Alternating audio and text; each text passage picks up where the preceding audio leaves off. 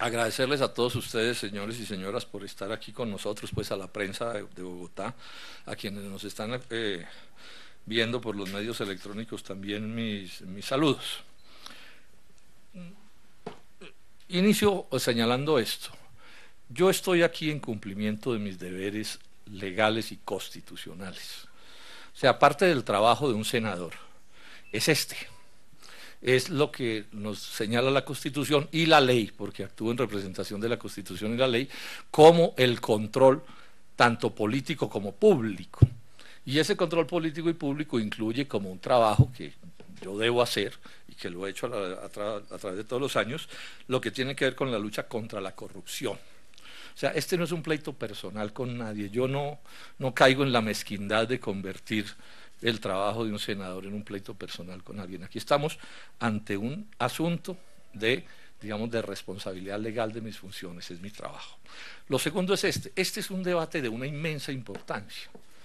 Es probable que haya quienes no lo vean así, de gran importancia para el país y para los ciudadanos colombianos, para todos los ciudadanos colombianos, porque este es un pleito sobre la corrupción. Este es un debate sobre cómo debe enfocarse y atenderse este problema de la corrupción que tanto daño le hace a Colombia. Ese ciudadano, ese campesino por allá perdido en un rincón de Colombia, debe interesarse por lo que está pasando en esta discusión que estamos haciendo. Yo parto de la idea de que nadie debe mentir. Nadie debe mentir, y los funcionarios públicos menos. En los países medianamente serios del mundo, mentir por parte de un funcionario es un hecho de una gravedad, ustedes lo saben. En países medianamente civilizados esto no se tolera. Y menos puede mentir un fiscal. Es que un fiscal es primero un superpoder. Tiene 30.000 funcionarios a su cargo, pero además representa, digamos, la dignidad de la nación. Estamos hablando de un funcionario de altísimo nivel. Y menos en un caso como este. Estamos hablando de un caso absolutamente escandaloso, bochornoso, que ha destapado una parte inmensa de las lacras nacionales. Este escándalo de Odebrecht no es un asunto de menor cuantía. Apenas equiparable, pienso yo, con el proceso 8000. Y este tiene unas implicaciones especiales que no son, repito, de menor cuantía. Ahora, cuando se miente con ciertos propósitos. La mentira es un fin, es un medio. Quien falta a la verdad, quien engaña, va detrás de otras cosas, que si se quiere pueden ser más graves. De otras cosas que pueden ser más graves, como robar, como tantas cosas que pueden estar detrás de una mentira. La corrupción destruye a Colombia, ese es un hecho, la está destruyendo. De muchas maneras, yo a esto le he dedicado una parte larga de mi trabajo aquí en el Senado. Y en este tema de Odebrecht, todos sabemos que dados los inmensos poderes que están tocados por este debate, yo diría que no hay gran poder en Colombia, ni público y mucha parte del sector privado, de la clase política, que ha gobernado este país desde siempre, que no está de alguna manera tocada, directa o indirectamente por este escándalo. Entonces aquí tenemos una lucha descomunal, que es la lucha entre quienes queremos la verdad, toda la verdad, perturbe al que perturbe y moleste al que moleste, y los grandes poderes que quieren que el tapen prevalezca. Ese es el gran pleito que tenemos aquí. Y entonces, por supuesto, nos tiene que interesar saber cómo está actuando la Fiscalía y qué es lo que está sucediendo en esta institución que tiene entre sus funciones esclarecer este asunto. Si no lo esclarece la Fiscalía, ¿quién lo va a esclarecer? En otro país, les digo con toda franqueza, en otro país, dada la importancia de este tipo de cosas, dada la importancia de la justicia, este es un debate sobre la justicia también, es un debate sobre la verdad también. En otro país el señor fiscal Martínez Neira ya se habría caído, ya a estas alturas, porque las falsedades y las mentiras de él están probadas desde hace días, ya se habría caído. Y sin embargo, ahí está como si nada hubiera pasado. Expliquemos esto también. Este es un pleito sobre el tema de los impedimentos. O sea, se debe declarar o no impedido. O sea, él debe hacerse a un lado en esta investigación para que lo asuman otros funcionarios. No es para que no se haga la investigación, sino para que la asuman otros que no tengan las relaciones que él tiene con algunos de los involucrados en este caso. O sea, Que se declare impedido no quiere decir que acepte ningún crimen, ni ningún delito, ni nada, sino que simplemente asuma una cosa que los abogados saben bien cuál es su importancia, es que el mejor juez es aquel que es extraño al que está involucrado en los asuntos, porque las cercanías debilitan, digamos, la objetividad. Y por eso la ley en Colombia ordena que hay que declararse impedidos, y aquí ha habido impedimentos históricos. El fiscal Montealegre se impidió por haber asesorado a Saludcop. El vicepresidente de la República anterior se impidió en los negocios que tienen que ver con un amigo muy cercano a él.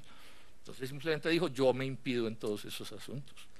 El ministro de Agricultura se impidió en el caso de una ley porque podía favorecer a un primo hermano de él.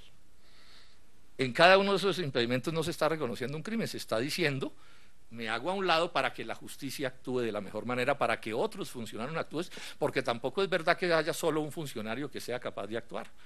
Otros muchos colombianos pueden actuar de vida.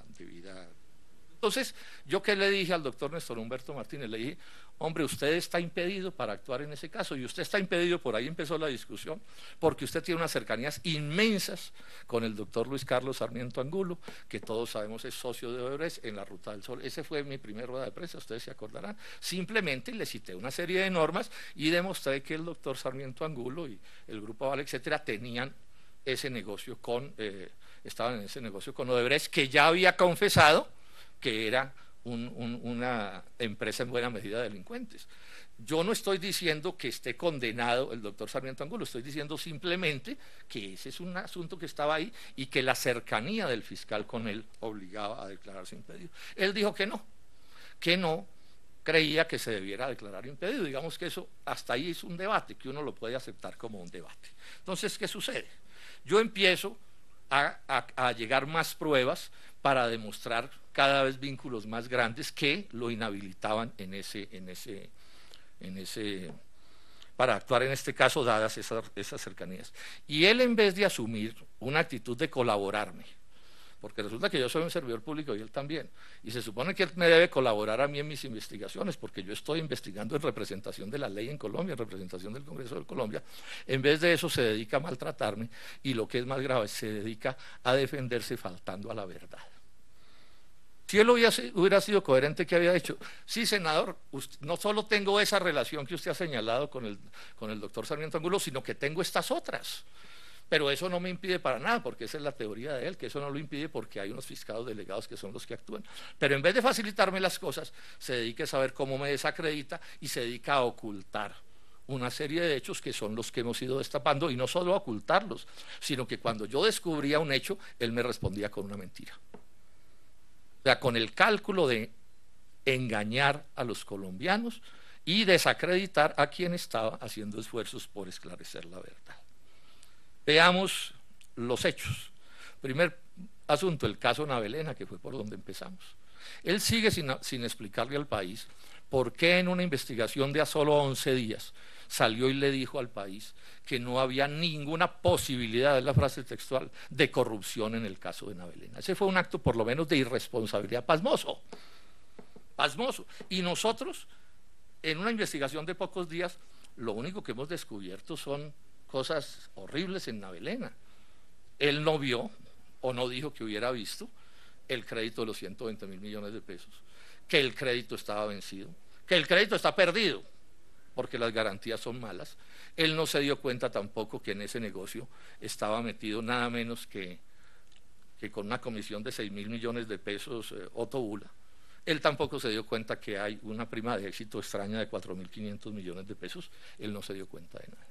Pero más grave aún, él actuó sabiendo que el doctor Luis Carlos Sarmiento Angulo y él mismo eran parte del negocio de Navelena.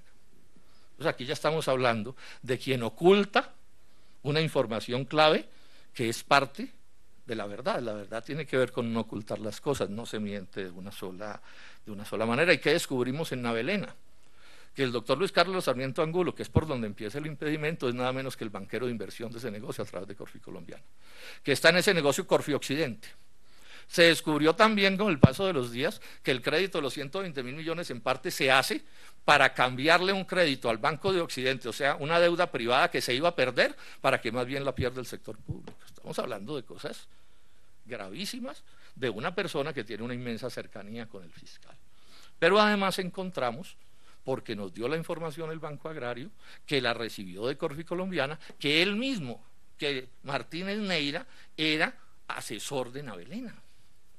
O sea que ya no era solo la cercanía de un amigo de él o parte del negocio de un amigo de él a Navelena Odebrecht, sino que él mismo estaba en el negocio.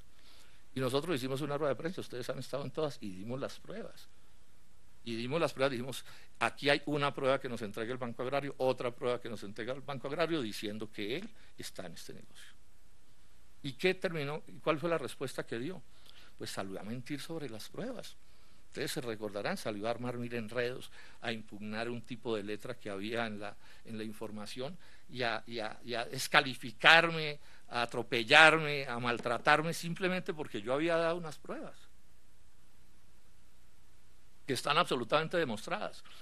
Y están de mal hacer que la tercera prueba que me da el Banco Agrario, la vicepresidencia jurídica del Banco Agrario, es nada menos que un informe, una asesoría de 52 páginas, de una firma que se llama MNA Martínez Abogados, que firma ese informe el hijo del doctor Martínez Neira, y que a estas alturas les podemos decir que esa empresa es en el 100%, la empresa es de la familia de Martínez Neira.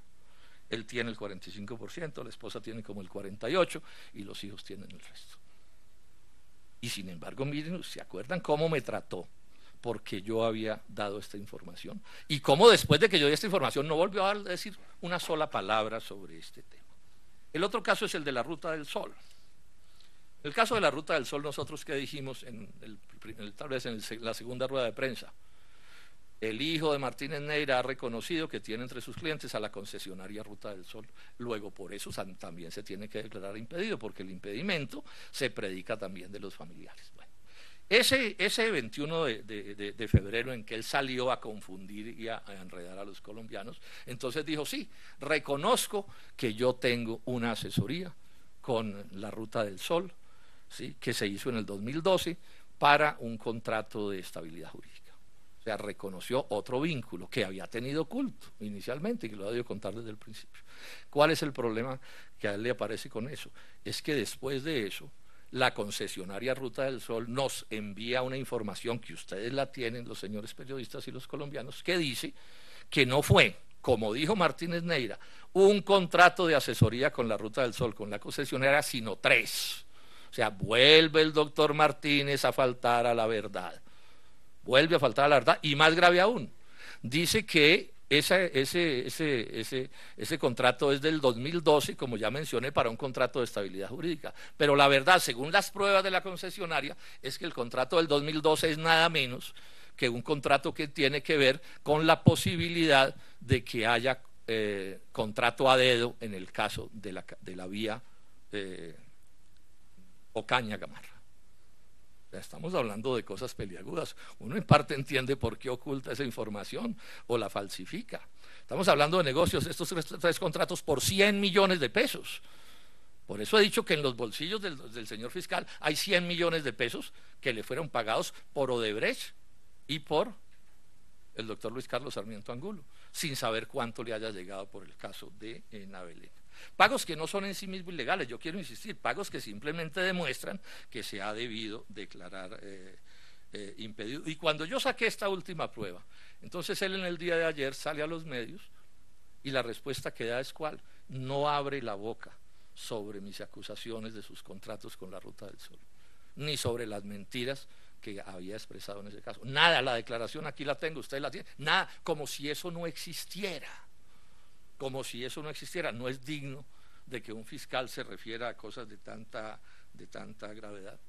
Antes de eso, y ustedes también lo deben recordar porque algunos periodistas me lo comentaron aterrados, el mismo día de mi tercera rueda de prensa destapando estos horrores, cuando destapé el caso de la asesoría de su familia, pues en ese momento la señalé como de su hijo, que era la prueba que teníamos, él salió y le dijo al país que yo me había retractado de las acusaciones que había hecho. O sea, una información calculada para engañar a los colombianos, porque claro, él juega con que él tiene mucho más acceso a los medios de comunicación que los que tengo yo. Y todos sabemos que yo no me retracté de ninguna manera ese día, sino que por el contrario, lo que hice fue nuevas acusaciones. Menciono también esto. Él ha armado un enredo con los nombres de las firmas. Si ustedes miran eso, yo sé que a ustedes les cuesta trabajo seguir eso, porque si me cuesta trabajo a mí, mis asesores, ustedes quedan como en babia. No porque les falte inteligencia, sino porque es complejo y el tiempo no hay. Bueno, hemos encontrado que el doctor Martínez Neira, y esto alguien lo debería investigar también, en los últimos años ha tenido muchas empresas, ha actuado con muchas empresas, 10 empresas con 22 razones jurídicas. En el caso de L.A. Piper, 22 razones sociales, me dicen, o jurídicas. ¿Sí? En el solo caso de L.A. Piper, Martínez Asociados, Martínez Beltrán Asociados, que es su hijo, tiene 4 razones sociales distintas. Bueno, él tendrá sus razones y se explicará por qué utiliza eso así, pero lo que sí es el colmo es que utilice esa multitud de razones sociales para enredar las cosas y hacer afirmaciones que no corresponden con la realidad. La otra cosa que ha hecho el doctor Martínez, inaceptable, y él lo sabe bien, es que él ha intentado poner el debate en que él no debe declararse impedido porque los fiscales son autónomos. Eso tampoco es cierto. O sea, la autonomía está escrita por ahí, pero en la práctica todos sabemos que los fiscales no se asemejan a los jueces. Los jueces de la República tienen un grado de autonomía que no tienen los fiscales. Hoy me lo recordaba alguien que ha sido fiscal. Me decía, no, es que los fiscales son delegados del fiscal, o sea, actúan en nombre del fiscal. Y eso es lo que ha sucedido siempre. O sea, que no es verdad que esos fiscales que están mirando el caso de Brecht no tengan que rendirle cuentas y actuar como lo diga el propio fiscal general. Pero además, como si fuera poco este problema, él hace 8 días sacó una resolución que es la 1053 que endurece el control del fiscal sobre los fiscales delegados, que los amenaza con procesos disciplinarios si no hacen lo que él diga, si no le, digamos, no le cumplen la línea que él le tire a las investigaciones. Luego ahí también hay una verdad a medias que al final termina siendo una mentira completa, porque aquí lo que estamos debatiendo es si él debe declararse uno impedido, y eso tiene que ver con este asunto de las autonomías. Entonces, concluyo. A mí ya a estas alturas se me ha convertido en sospechoso el empecinamiento del doctor Martínez Neira, tengo que decirlo con toda claridad. Se me vuelve sospechoso, porque el impedimento es evidente, lo dicen todos los colombianos. Pero además cuando usted ya se pone a falsificar la verdad, cuando supuestamente podría lucirla sin problema, porque este es un debate sobre impedimentos, pues entonces a uno se le empieza a parecer sospechoso el impedimento. El empecinamiento en que tiene que ser el fiscal tiene que ver con que quiere llevar esta investigación en alguna dirección. Bueno, y no se me olvida que él tiene negocios con Luis Carlos Sarmiento Angulo, con Odebrecht, que están, digamos, son parte de estos procesos, que es amiguísimo del propio presidente de la República, que fue uno de los jefes de su campaña pasada, que fue uno de los mayores recaudadores de recursos para la campaña de 2014 del presidente Juan Manuel Santos, que es muy cercano también a las fuerzas de la Unidad Democrática, y que bueno, o sea, yo pregunto, ¿qué colombiano con poder en Colombia que está involucrado en el asunto de Odebrecht no tiene algún tipo de vínculo social o económico o político? Ah, bueno, pues del partido del vicepresidente de la República. Ese es el personaje que tenemos aquí actuando en este sentido. Y hay una cosa que me preocupa mucho. Si ustedes se fijan en las informaciones de prensa, de acuerdo con cosas que se filtran de la Fiscalía, porque de la Fiscalía se filtran cosas, se está llegando a la conclusión de que no hubo soborno en el caso del otro sí de la Ruta del Sol, que es, digamos, el contrato clave de el fiscal o de Martínez Neira con esta empresa, como mencionamos, el caso de Gamarra Odebrecht, donde debe haber, o siempre se dijo que había un soborno de 4,5 millones de pesos.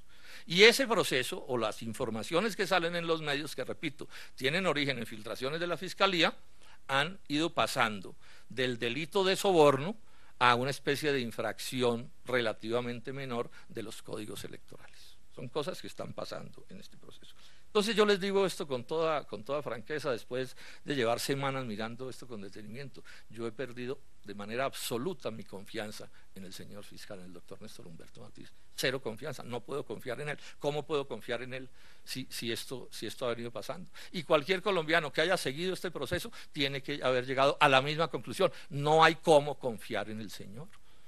Y resulta que el señor es el que tiene como tarea aclarar este hecho gravísimo del que estamos hablando.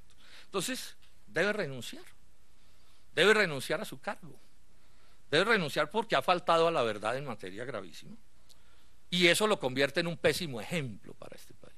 O sea, no puede salir adelante un país en el que sus altas jerarquías, en el cual sus élites, el mensaje que le mandan al país es que todo vale, ¿sí? Que es que yo soy capaz de prender un cigarrillo debajo del agua y todo ese tipo de cosas que suceden en Colombia.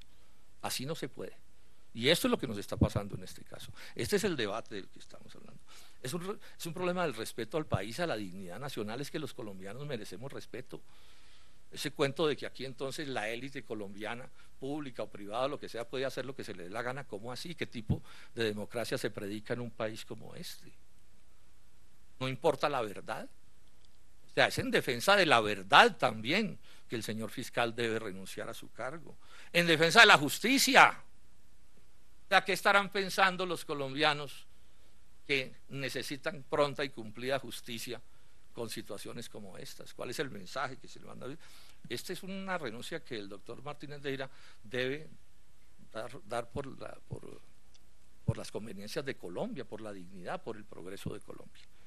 Es por esto que estoy planteando esto con toda claridad. Muchas gracias.